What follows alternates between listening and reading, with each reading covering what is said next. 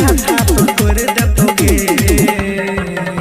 दिवाली में घर से निकली है न छौरी पराका समझ क्या फोड़ दतोगे।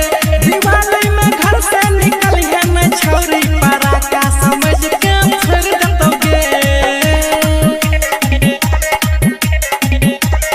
Recording by Sapna music DJ Vikas Bettiah.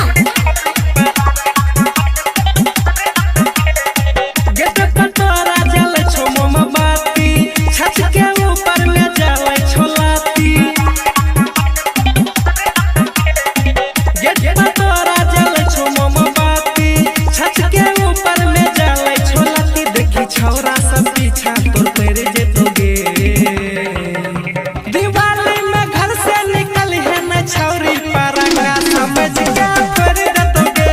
Diwali में घर से निकली है न छौरी पराका समझ क्या फोड़ दतोगे।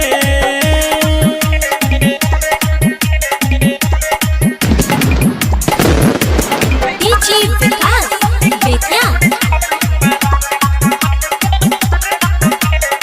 राइटर संतोष पी के फलाई जनक जी तू तोर फोड़ दे तोलाई।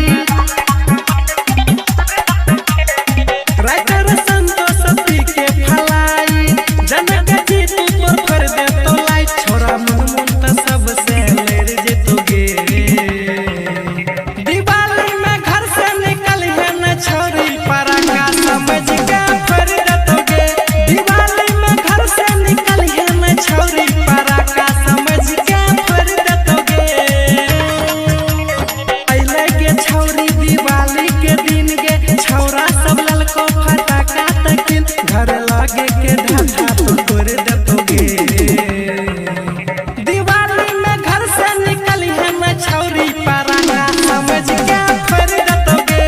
दिवाली में घर से निकली है न छौरी पराका समझ क्या फोड़ दतोगे। Mix by JP Raja.